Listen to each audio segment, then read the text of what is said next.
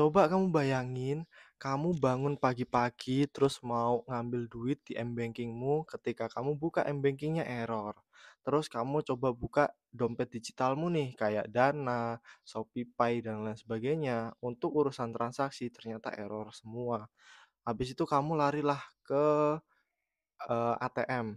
Di ATM juga nggak bisa buat ngecek, nggak bisa diambil. Dan ketika kamu ke bank, semuanya error, nggak bisa diapa-apain. Dan ini bukan cuma masalah sistemnya lagi down, tapi sistem di negara tersebut lagi diserang sama pihak lain. Ini adalah salah satu efek dari perang digital, yang dimana kalau kamu pengen tahu tentang apa itu perang digital, itu udah ku deskripsikan secara lengkap dan jelas di videoku sebelumnya. Kamu cek aja di videoku sebelumnya, udah ku jelasin semua di situ. Terus apa aja yang dampak-dampak secara langsung, karena sekarang perang Iran Israel nggak cuman perang tentang rudal, tentang bom, tentang tembak menembak. Dan karena inilah perang baru di era global. Serangan cyber langsung ke jantung pusat negara. Dan video ini itu melanjutkan video sebelumnya, yang dimana video sebelumnya itu part satu dan ini part 2-nya. Ketika jet tempur, drone, rudal bukan lagi senjata utama, berarti internet, data, satelit itu adalah senjata utama yang baru untuk perang modern. Saat Israel dan Iran saling perang, sebenarnya bukan cuman rudal yang diluncurin, men, tapi serangan cyber juga diluncurin. Contohnya nih, pada Mei 2024 lalu, serangan cyber dari Iran melanda Israel dan menyerang bandaranya. Apa yang terjadi? Bandara tersebut delay selama 3 jam. Terus Iran juga ngalamin masalah kelistrikan dan air bersih yang akhirnya mempengaruhi beberapa kota yang ada di Iran. Itu teridentifikasi kalau dapat serangan malware dari luar. Jadi bukan kesalahan yang tidak disengaja, tapi ada serangan yang disengaja. Dan yang paling berbahaya apa? Yang paling berbahaya adalah sistem perbankan dan pasar modal yang ikut diserang.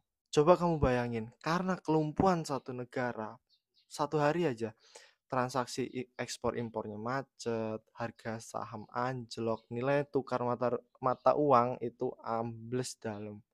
Kamu tahu pabrik apa sih yang di Cirebon 4 hari non operasi, akhirnya apa? Pabriknya tutup. Begitupun negara, men. Dan ini nggak cuma terjadi ke negara yang berperang, karena setiap negara di seluruh dunia saat ini itu saling terhubung. Dampaknya ke negara-negara berkembang kayak Bangladesh, Kenya, sampai dengan Brazil. Waktu itu ada berita menyatakan bahwa ada serangan cyber yang menyerang ke sistem SWIFT global. Itu adalah sistem transaksi utama antar bank di seluruh dunia. Di sisi lain, semisal perusahaan-perusahaan besar kayak Microsoft, Meta, Amazon, and Nvidia sampai jadi target, semisal jadi target utama penyerangan ya, bisa aja negara-negara yang bergantung sama mereka semua itu juga ikut lumpuh, men. Dan itu sebabnya perang digital bukan cuma antar dua negara aja, tapi tentang siapa yang siap atau siapa yang nggak siap dan terseret jatuh.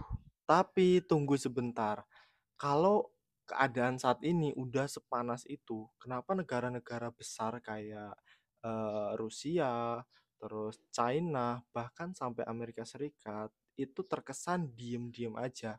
Bahkan negara-negara Eropa sampai saat ini nggak ada statement yang secara terbuka menyatakan ini bahaya tentang perang digital, kan? Kenapa? Jawabannya cuma satu. Karena mereka juga ikut dalam perang tersebut.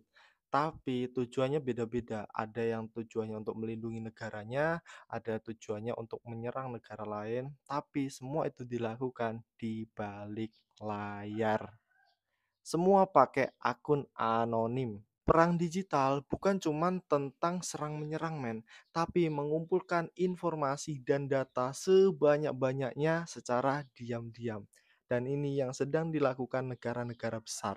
Misal Cina udah punya armada cyber yang sangat besar men, dan dituduh udah bisa masuk ke situs-situs data perusahaan-perusahaan besar yang ada di Amerika, infrastruktur telekomunikasi negara-negara berkembang. Bahkan sempat ada berita bahwa Cina itu menyusupkan chip kecil ke perusahaan-perusahaan besar kayak Amazon, Microsoft, dan lain sebagainya. Dan itu bertujuan untuk spionase digital. Terus ada Rusia nih, spesialisnya di disinformasi dan serangan gangguan sistem. Pernah melumpuhkan sistem listrik di Ukraina dengan serangan malware bernama Industroyer. Terus aktif juga di media sosial untuk bikin opini yang ada di barat itu terpecah belah, men.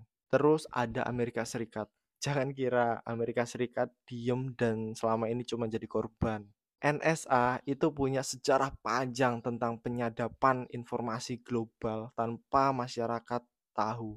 Bahkan banyak yang udah dibuat jadi film, ada project yang dimana menyusupkan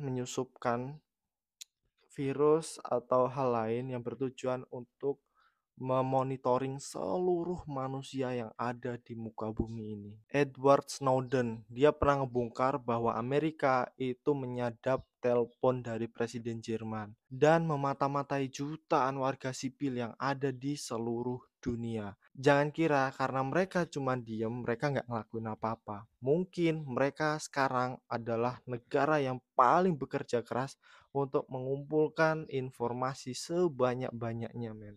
Terus pertanyaannya kenapa kok peran digital itu nggak sefrontal itu sih, nggak kelihatan seberbahaya tembak-tembakan secara nyata gitu sih?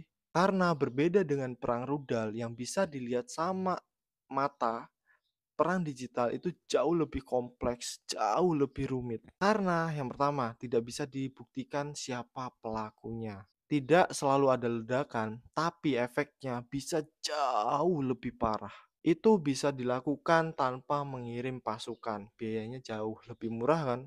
Dan efeknya jauh lebih berbahaya. Itu ibarat, aduh aku lupa sih kata-kata siapa. Yang ada di internet nggak akan bisa 100% aman. Dan kedepannya itu makin banyak anonim-anonim. Kamu tahu kan, hacker nggak mungkin pakai data pribadi mereka. Mereka pasti pakai akun anonim, yang dimana mungkin dia lagi mengerjakannya di Lampung. Dia tuh dia tuh lagi ngetik virusnya, lagi ngebuat virusnya tuh di Lampung aslinya. Tapi ketika dilacak ternyata yang ngebuat Cina, Amerika gitu, men. Jadi pertanyaannya, kalau negara besar aja itu ikut gemetar dan menyembunyikan langkah-langkahnya, bagaimana dengan Indonesia? Negara dengan 200 juta lebih pengguna internet, tapi infrastruktur digitalnya masih kurang.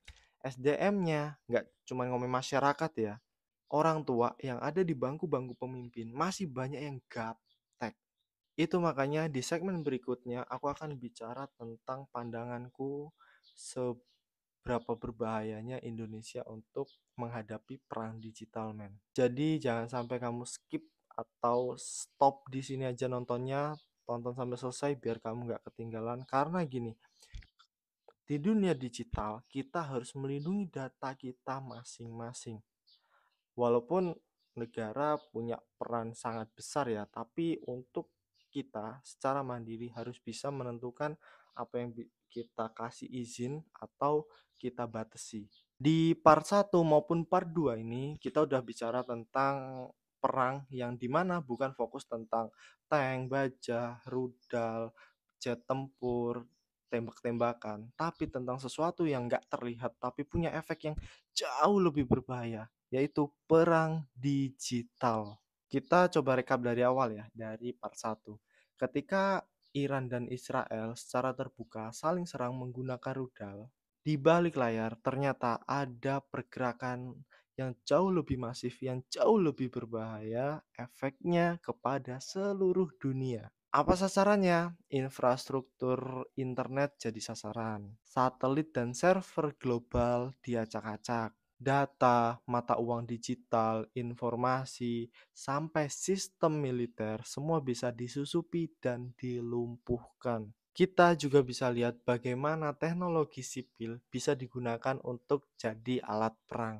Terus drone yang kita taunya cuman buat ngerekam dari jarak jauh aja, bisa digunakan untuk mencari informasi, bahkan memegang senjata untuk dijatuhkan ke musuhnya. Dan bagaimana negara-negara besar saling mengintai, saling memata-matai, saling menyusupi digital negara orang lain.